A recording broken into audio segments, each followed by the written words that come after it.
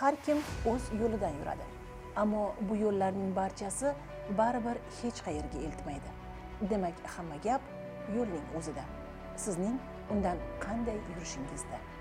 Agar zavq bilan yursangiz, yo'lni asrasangiz, demak bu sizning yo'lingiz. Bizning yo'limiz mening yo'lim. Sirdaryo va Jizzax viloyatlarini bog'lovchi bu yo'l D042 Yangiyer Paxtakor Chimqo'rg'on avtomobil yo'li bo'lib, M39 avtomagistralidan Paxtakor tumani markazigacha 10 kilometrdan oshiq masofani o'z ichiga oladi. Mazkur qatnov yo'nalishining o'tkazuvchanlik qobiliyati bir sutkasiga 25-30 mingtani tashkil etadi. Aholining qatnovini, harakat xavfsizligini ta'minlash maqsadida yo'l ta'mirlash ishlari olib boryapmiz. Yo'limiz 9 metr enlikda bo'lyapti, qalinligi 5 sm, sifatiga to'liq nazorat qilib boryapmiz sifatini. Bu yo'limiz M39 ning 957-kilometrdan Paxtakorgacha 10 kilometr masofa bor. Qatnov imkoniyati kuniga 15 ming 20 ming texnika qatnaydi bu yerdan. Shuning uchun texnikalar xavfsizligini ta'minlash maqsadida yo'l ta'mirlash ishlari olib boryapmiz. Oldin 8 tonnalik, endi 13 tonnalik yuk ko'tarish qobiliyatiga o'tkazyapmiz. 10 ta texnika ishlayapti. Asfaltuklatchik, katok, 12 ta xodim ishlayapti. Har kuni 500-800 tonnagacha asfaltobeton mahsulotini olib boryapmiz. Asfaltobeton mahsulotimizning sifati nazoratda. O zavoddan chiqqanda hammasi laboratoriya xulosasi asosida chiqib kelyapti. Hozir biz melkazer mayda donali asfaltobeton mahsulotini ishlatyapmiz. Ishchilarimiz ish vaqtida obedda. Eng asosiy ularning xavfsizligi. Yo'l belgilari remont bo'layotganda yo'l belgilarini o'rnatib, uning xavfsizligini ta'minlash birinchi maqsadimiz. Keyin ularning formasi maxsus kiyim bilan ta'minlaganmiz. Hamma sharoit qilib berganmiz. Ishchilarimiz har ertalab ishga chiqayotganda texnika xavfsizlik shartlari bilan tanishtirilib ishga chiqariladi. Albatta bu yo'l sifatiga alohida nazorat qilyapmiz. Xudo xolasa xalqimizga uzoq yillar xizmat qiladi. Biz shu yerda mehnat qilayotganimizdan xalqimizga bir ozgina bo'lsa ham nafimiz tegayotganimiz xursandmiz. Bugun yo'l qurilishi tizimiga davlatimiz rahbari tomonidan alohida e'tibor qaratilgan, yetarlicha mablag'lar ajratilmoqda. Buning natijasi chekka qishloqlarda, davlat ahamiyatidagi yo'llarda va avtomagistrallarda amalga oshirilayotgan qurilish ta'mirlash ishlarida o'z aksini topmoqda. Xo'sh, bugun yo'lsozlar mehnati aholi tomonidan qanday e'tirof etilmoqda? Har kuni shu yo'nalishda borib kelamiz. Yo'llarimiz notekis edi. Mana yo'lsozlarga rahmat. Yo'llarimiz ravon tekis bo'ldi. Mana shu yo'lda mana shu Zafarobod, Paxtakor tumani, kerak bo'lsa Forish tumani aholisi foydalanadi. Yo'llarimiz mana ravon bo'ldi. Haydovchilarga ham, yo'lovchilarga ham qulay bo'ldi. Minnatdormiz, rahmat hammaga. Yo'llar ravon bo'lishi albatta birinchi o'rinda texnika xavfsizligi, insonlarning xavfsizligi, avariya holatlari kam bo'ladi.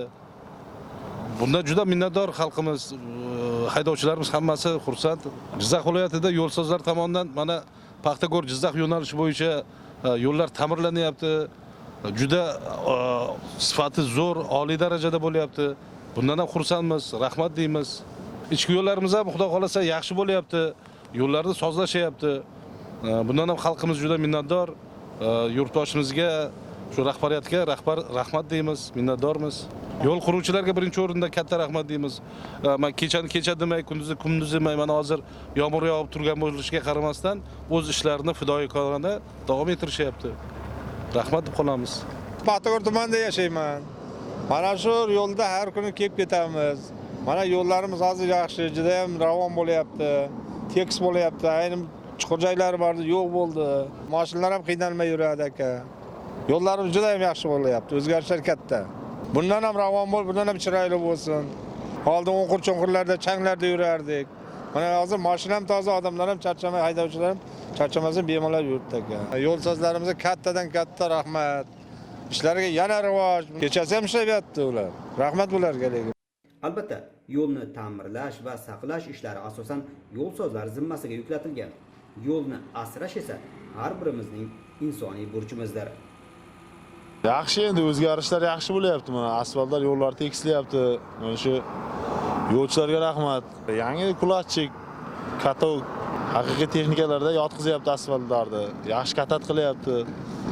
Rahmat deymiz. Viloyatimiz, tumanlarimizda hamma joylar yo'llar ravon bo'lyapti. Shahar ichlari bormi? Mana shunday shaharga kirish yo'llar. Shu yurtboshimizga rahmat.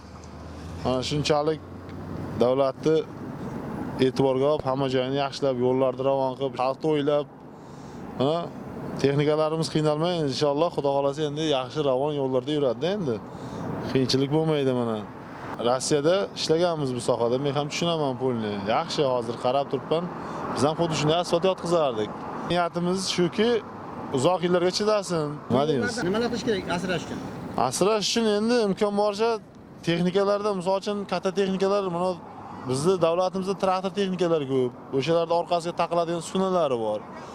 O'shalarga ehtiyot bo'lish kerak. Tushib ketsam, misol uchun bu joy o'yib o'tib ketadi. Uni yana qaytadan qilish qiyin. Men Paxtakor tumani Do'stlik mahallasida yashayman. Mana shu har doimgi kelib ketadigan yo'limiz. Mana juda ham chiroyli bo'lib ta'mirlanyapti. Shu yil shu paytgacha ta'mirlanmagandi. Uydim chuqurlari ko'p edi. Mashinalarimiz balonlari ketardi. Hozir juda ham chiroyli bo'ldi. Mana shu yo'llarni ta'mirlash uchun prezidentimizga rahmat avvalambor. Yo'l sozlaydiganlarimizga rahmat.